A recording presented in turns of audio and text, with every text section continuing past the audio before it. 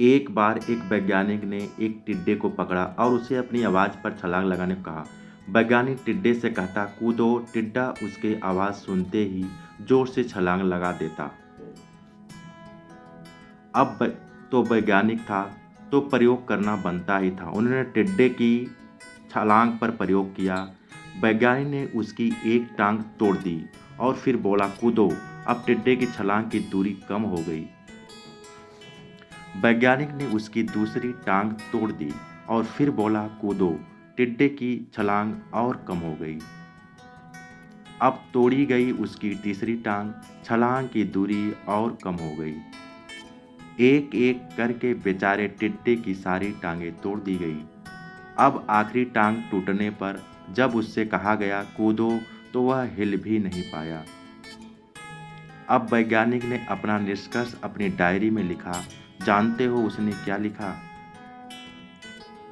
जब टिड्डे की एक टांग तोड़ी गई तो वह थोड़ा बहरा हो गया।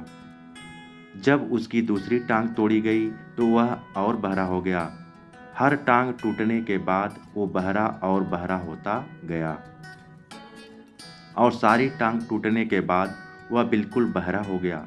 जोर जोर से चिल्लाने का भी उस पर कोई असर नहीं हुआ। वो अपनी जगह से हिला तक नहीं, छलांग लगाना तो दूर की बात थी। इस कहानी को सुनकर सभी को यही लग रहा है न कि क्या मूर्ख वैज्ञानिक था, इतनी सीधी सी बात उसके समझ में नहीं आई। या कुछ लोग यही भी सोच रहे होंगे कि यह तो किसी बच्चे को भी पता होगा कि टिड्डे की छलांग उसकी टांग टूटने के का वजह से कम होती जा रही थी, न कि वह बहरा हो गया था।